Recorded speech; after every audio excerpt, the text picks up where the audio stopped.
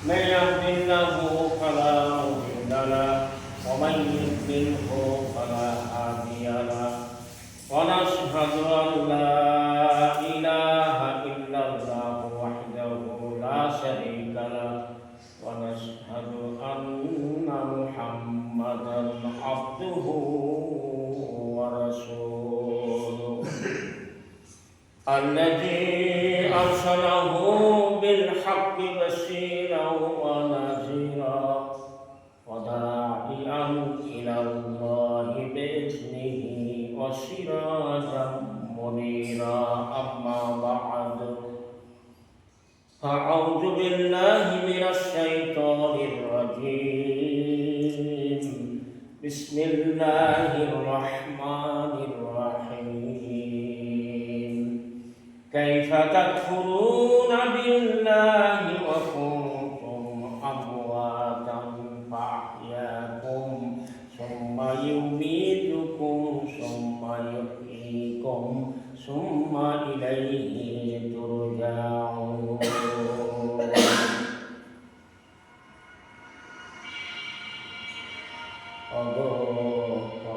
গাহের মাটি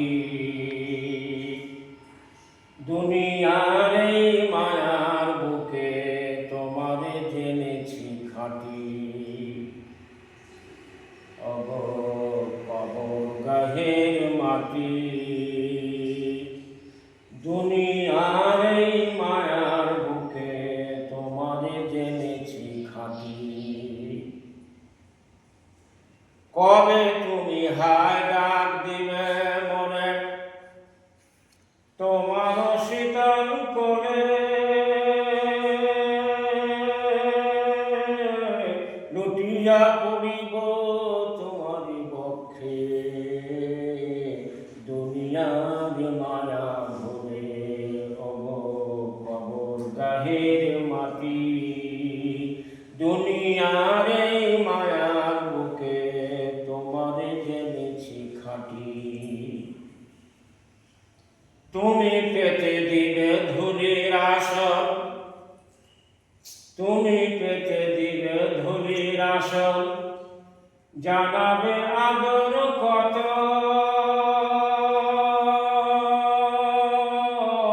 লুটিয়া পড়িব তোমারই বক্ষে চিরজনমের মতো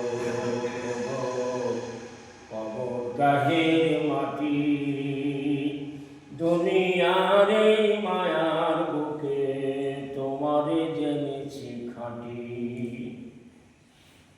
রবে না সেদিন পিতার আদর রবে না সেদিন পিতার আদর মায়ের স্নেহের কল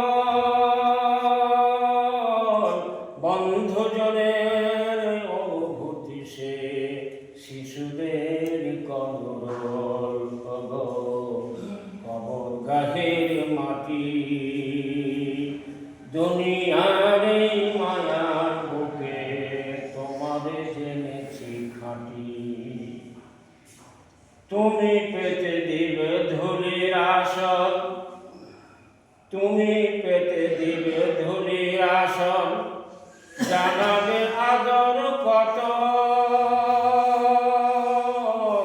লুটিয়া পড়িব তোমারই বক্ষে চিরজনমের মতো কবর গাহের মাটি দুনিয়ার মায়ার বুকে তোমার খাঁটি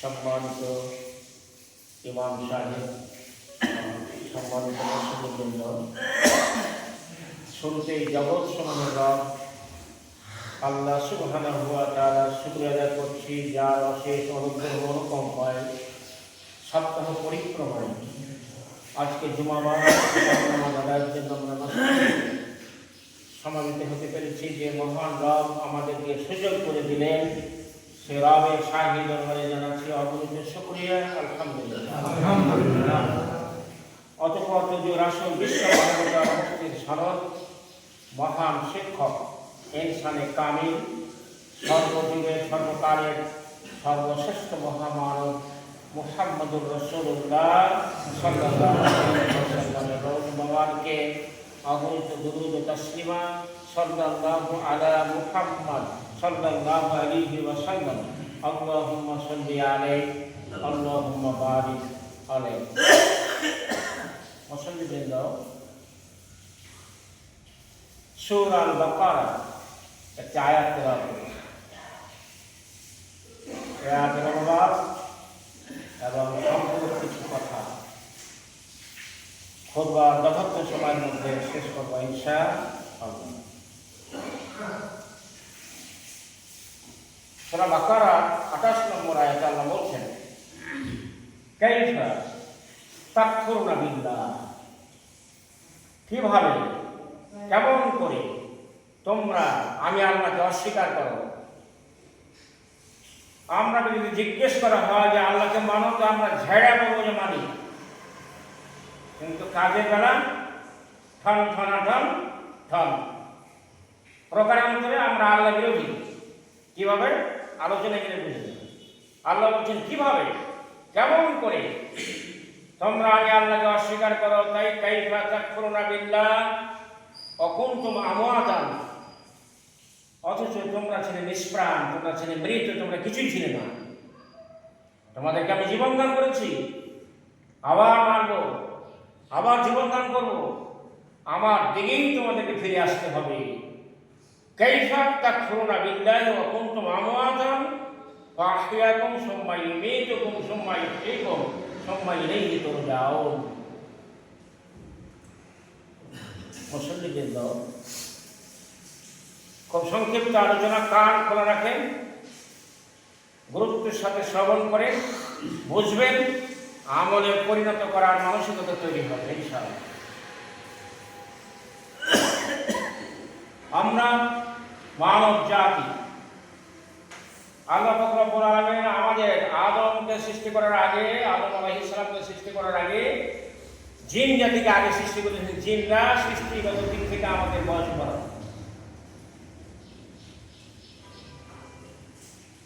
আদম আলাইহিস সালামকে সৃষ্টি করার পরে যত রূহ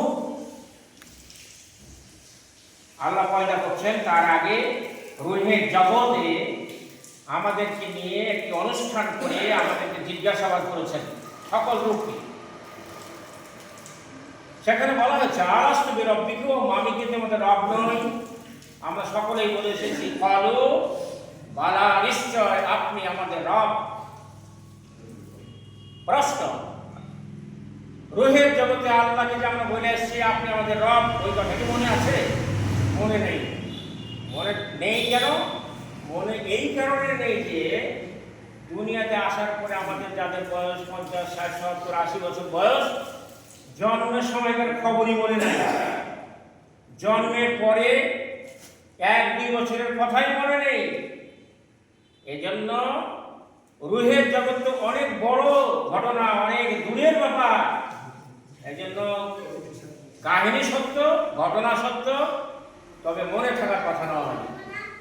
আমরা ভূমিষ্ঠ হওয়ার পরে 1 বছর বয়সে যাহা যাহা করিয়েছি তাহা কি মনে আছে? তা তো মনে নেই।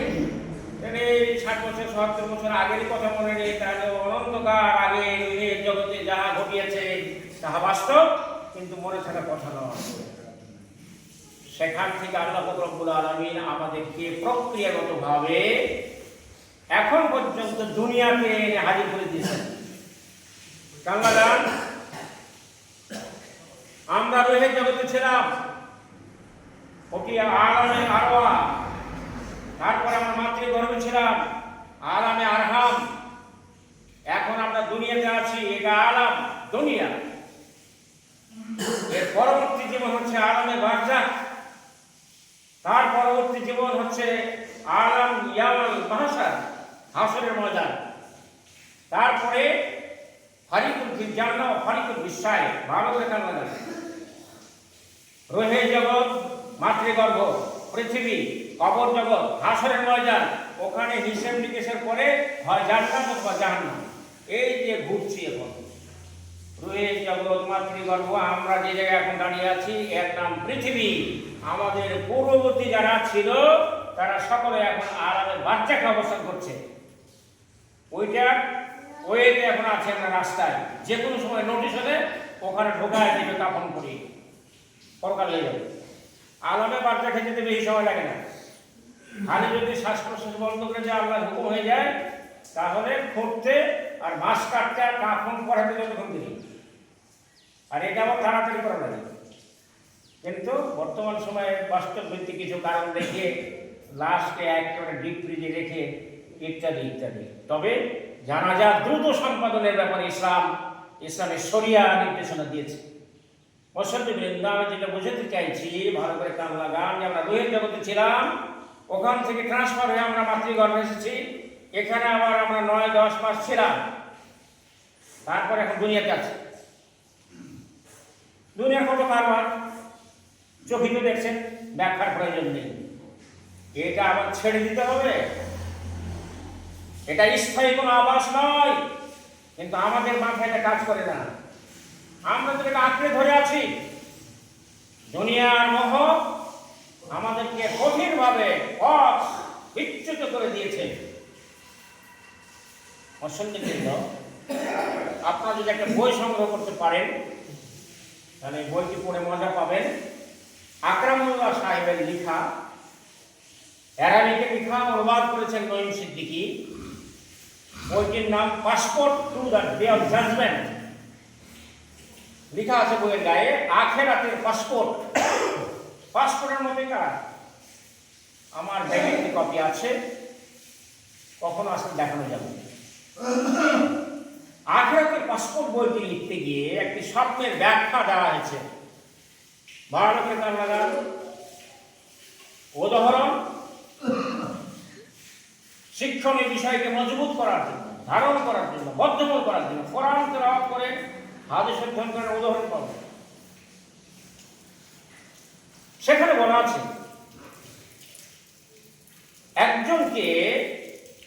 একজন বলছেন যে আমি স্বপ্নে পালাইতেছি, সিংহ আমাকে তাড়া করছে। স্বপ্নে বলছেন যে একজনকে সিংহ তাড়া করছে, উনি পালাইতেছেন। সিংহের সাথে পালিয়ে তো পারতে পারবে না, এই জন্য একটা গাছে উঠছেন।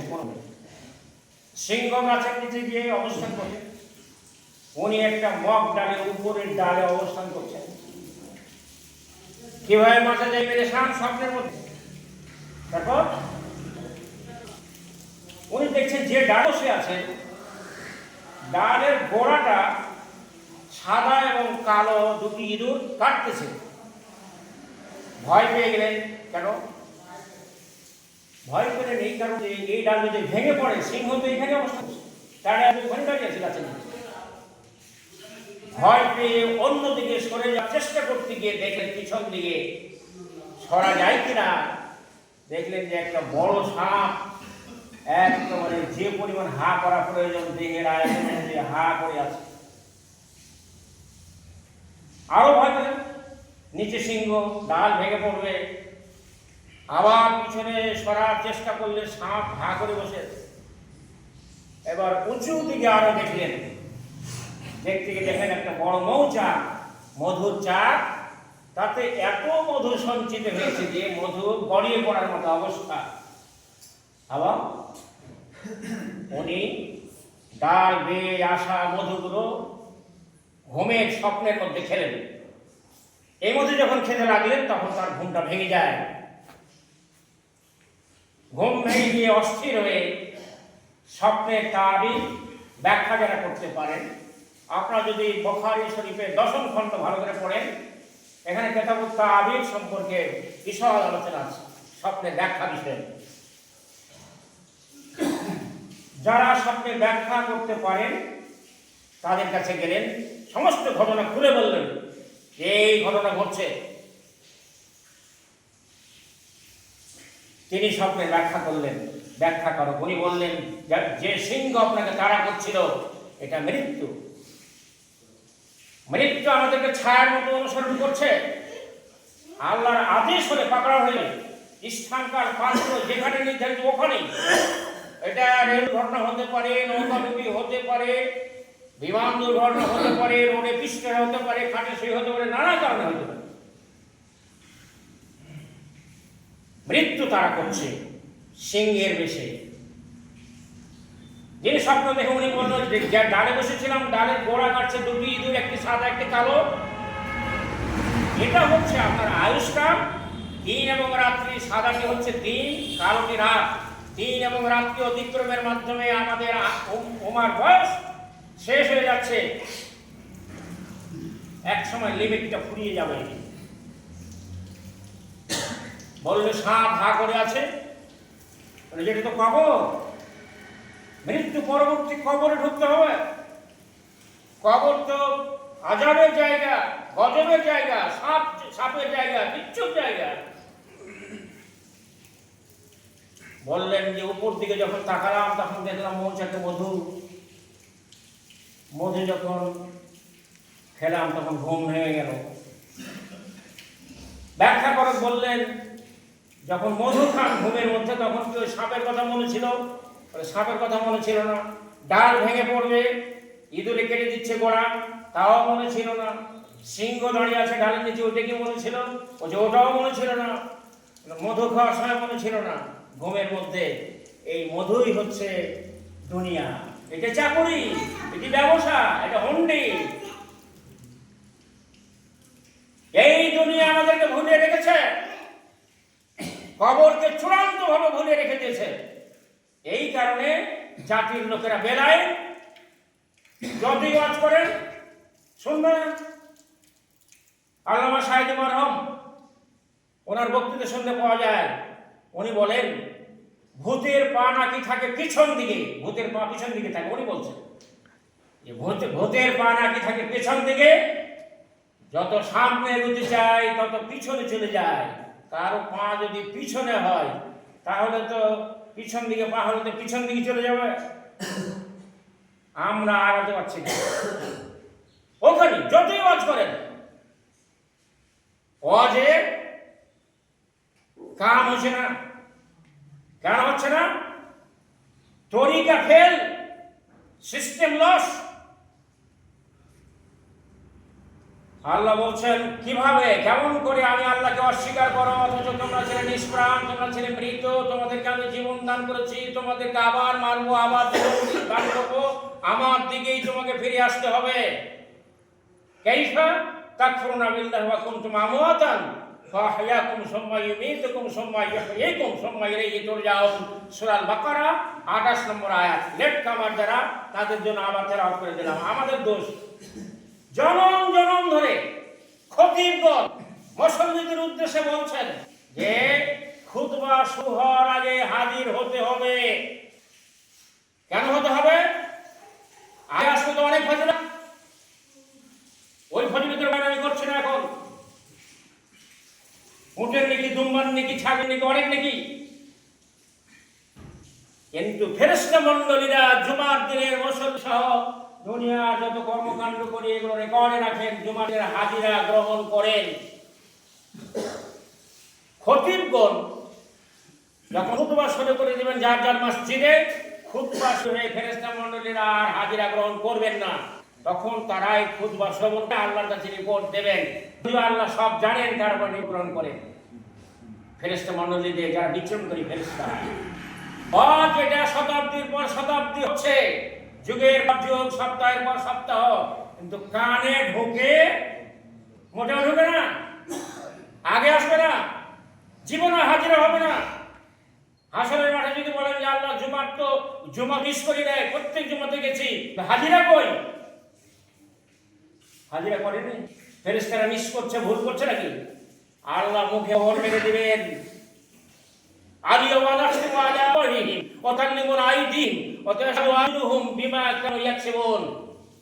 ওখানেও ফাজলামো আমরা করবো যে আল্লাহ জুমাতে তো গেছে আল্লাহ, কিন্তু হাজিরা রেখেনি ফেরেশতা। আল্লাহ মুখে মোহর মেরে দিবেন। অতুকাল্লিমু আইদিহিম, হাতে কথা বলবে, কথা শাহাদু আরজুলুহুম, পায়ে সাক্ষী দেবে, হাত বলে দেবে। এসেছিল তো খুতবার অনেক পরে, পা সাক্ষী দিয়ে বলবে হ্যাঁ হাত জ্বালিয়েছে, তা সঠিক। জীবনের সমস্ত কর্মকাণ্ড ফাঁস করে দেবে। হাত কথা বলে দিয়ে হাতকে যতই সাবান লাগান, যতই কসমেটিক্স লাগান, সব ফাঁস করে দেবে। সেদিন আমাদের বিরুদ্ধে যাবে। বিষয়টি আমাদের মাথায় রাখা উচিত। সম্মানিত মুসল্লিবৃন্দ, কবি বলছেন, পানি में आग लगाना है मुश्किल, दरिया गति फिराना है मुश्किल, तो वो इतना मुश्किल नहीं जितना बिगड़ी हुई कौम को सुधार है मुश्किल। শরীরে আগুন লাগানো কঠিন, শরীর পানি। শরীরে আগুন লাগানো কঠিন, দরিয়ার গতি ফেরানো কঠিন, তবু এত কঠিন নহে ভ্রান্ত জাতিরে ফেরানো যত কঠিন। আজকে জাতি বিগড়ে গেছে। বিগড়ি হুই কম কো সুধারনা হয় মুশকিল। পানিতে আগুন লাগানো চাইতে মুশকিল, দরিয়ার গতি ফেরানো চাইতে মুশকিল। ওই জায়গায় আমরা দাঁড়িয়ে আছেন। সম্মানিত মুসল্লিবৃন্দ, গোটা বাংলাদেশ মুসলিম অধ্যুষিত দেশ, 1,40,000 বর্গ কিলোমিটারের দেশ এই বাংলাদেশ, 56,000 বর্গ মাইলের দেশ এই বাংলাদেশ। আমরা জোর গলায় বলি, বাংলাদেশ মুসলিম অধ্যুষিত দেশ। সংবিধানে রাষ্ট্র ধর্ম ইসলাম লিখে থাকার পর কোরআনের এক আয়াত রাষ্ট্র দ্বারা পরিচালিত হয় না, বাস্তবায়ন হয় না। দুঃখজনক, অত্যন্ত দুঃখজনক। আমি অন্তর্বর্তী সরকারের সকল মসজিদগুলোতে গত জুমাতে ছাত্ররা খড়পা মসজিদে বলেছে, সেটি হলো গোটা বাংলাদেশের মানুষ মিলে 666টি আছে, কিছু না পারলো একটি আয়াত পার্লামেন্টে মেম্বারদেরকে বলে, সংসদ সদস্যকে বলে নোটিশ দিয়ে একটি আইন পাস করে নিতে হবে। সেটি কি? সূরা হজ 41 নম্বর আয়াত। আল্লাযীনা মাক্কানাহুম ফিল আরদ আকামুস সালাত ওয়া আতাউজ যাকাত ওয়া আমারু বিল মারুফ ওয়া নাহাউ আনিল মুনকার ওয়া লিল্লাহি আকিবাতুল উমুর। এটি একটি আয়াত, সূরা হজ 41 নম্বরে কি বলা আছে? কোন জনপদ মুসলমানরা পরিচালনা করে, মুসলমান যদি দেশ পরিচালনার দায়িত্ব পায়, বাংলাদেশ স্বাধীন হওয়ার পরে যারাই রাষ্ট্র ক্ষমতায় এসেছে তারাই মুসলমান। আল্লাহ বলছেন, আল্লাযীনা মাক্কানাহুম ফিল আরদ আকামুস সালাত, নামাজ প্রতিষ্ঠা করবে। রাষ্ট্র পরিচালনার 4টি মূলনীতি এই আয়াতে দেওয়া আছে। 1 নাম্বার আকামুস সালাত, নামাজ প্রতিষ্ঠা করবে। ওয়া আতাউজ যাকাত, যাকাত প্রতিষ্ঠা করবে, যাকাত কায়েম করবে, যাকাত বাস্তবায়ন করবে। ওয়া আমারু বিল মারুফ, যত ভালো কাজ সব চালু করবে। ওয়া নাহাউ আনিল মুনকার, যত মন্দ কাজ সব বন্ধ করবে। আসল কির পরিণাম আল্লাহর ইখতিয়ারভুক্ত। মুসল্লিবৃন্দ, নামাজ যদি সরকারিভাবে চালু হয়ে যায়, কোন বাপে বেটা আজানের পরে মোড়ে ঘুরবে এই সুযোগ থাকবে না। কেন? রাষ্ট্রীয় বাহিনী তখন লাঠি নিয়ে ঘুরে বেড়াবে, আজান হয়ে সাটান দিবে। মধ্যপ্রাচ্যে শুনে দেয়। আমরা এখন ছোট্ট ঘোড়া ময়দানে খাড়া, নামাজ এখন ঐচ্ছিক, নামাজ পড়লেও হয় না পড়লেও হয়। অথচ ভালো করে শুনে নেন, নামাজ যদি বাস্তব জীবনে না থাকে, মুসলিম তালিকা থেকে নাম বাদ পড়ে যাবে। ভোটার লিস্টে যেমন নাম থাকে, মুসলমানদের তালিকা আছে আল্লাহর কাছে। যদি নামাজ না থাকে, মুসলিমের তালিকায় নাম থাকবে না। নাম যদি আব্দুর রহমান হয় তাও না, নাম আব্দুর রহমান, কাজে কর্মের অভাব, নামাজ রোজার ধার ধারে না, ইসলামী জীবন মানে না হাদিস কোরআন, হায় রে আব্দুর রহমান, নাম দিয়ে কি হবে কাম? নাম দিয়ে কাম হবে না। আসুন,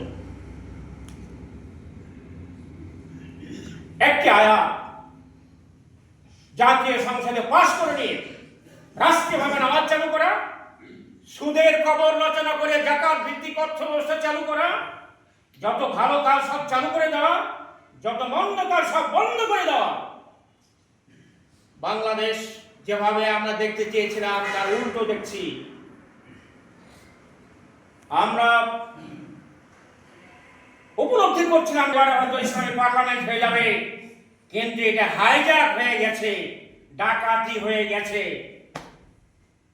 জাতির লোকেরা ঠিকই নিয়ত সই করে দিয়েছিল, কিন্তু ডাকাতি হয়ে গেছে।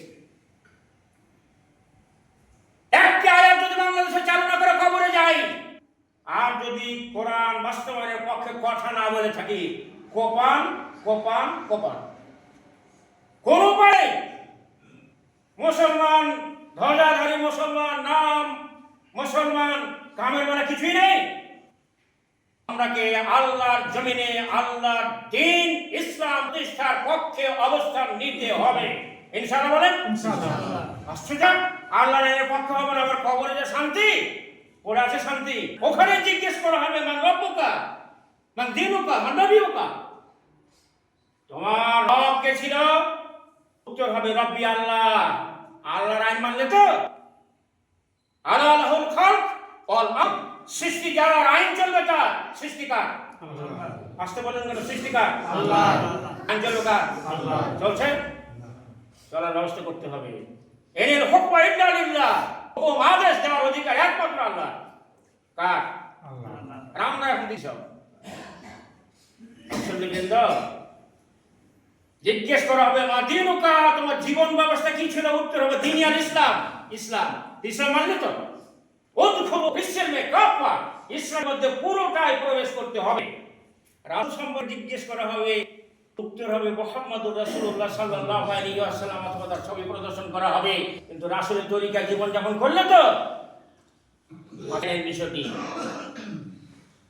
সম্মানিত মুসলিমবৃন্দ, চতুর্থ প্রশ্ন হবে জানলে কিভাবে? যারা উত্তর দিতে পারবে, যে কোরআন সুন্নাহ ওয়াজ মাহফিল তাফসীর মাহফিল ইত্যাদি ইত্যাদি এইভাবে জেনেছিলাম, প্রজন্মের পর প্রজন্ম গেছে, আর এইভাবে আপনার জ্ঞান আমরা পেয়েছি, সেখান থেকে জেনেছি।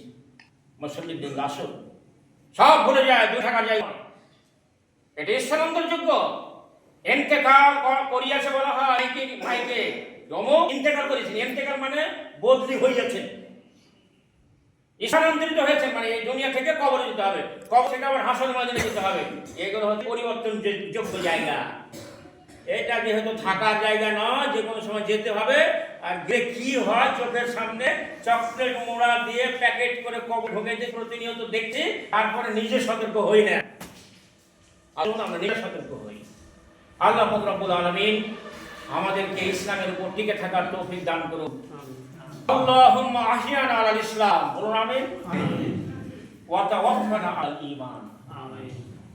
আল্লাহ তুমি আমাদেরকে যতদিন বাঁচিয়ে রাখবে ইসলামের উপর টিকে থাকার তৌফিক দাও, আর মৃত্যুকালে ঈমান নসিব করিও, আমিন।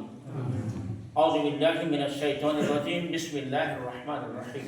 ফি জান্নাতি ইয়াতাসাআলুন আনিল মুজরিমিন মা সালাকাকুম ফি সাকার ক্বালু লাম নাকু মিনাল মুসাল্লিন ওয়া লাম নাকু নুত'imul মিসকিন। আল্লাহুম্মা সাল্লি আলা মুহাম্মাদিন ওয়া আলা আলি মুহাম্মাদ কামা সাল্লাইতা আলা ইব্রাহিম ওয়া আলা আলি ইব্রাহিম ইন্নাকা হামিদুম মাজিদ। আল্লাহুম্মা বারিক আলা মুহাম্মাদিন ওয়া আলা আলি মুহাম্মাদ কামা বারাকতা আলা ইব্রাহিম ওয়া আলা আলি ইব্রাহিম ইন্নাকা হামিদুম মাজিদ। সুবহান রাব্বিকা রাব্বিল ইজ্জাতি আম্মা ইয়াসিফুন ওয়া সালামুন আলাল মুরসালিন ওয়ালহামদুলিল্লাহি রাব্বিল আলামিন।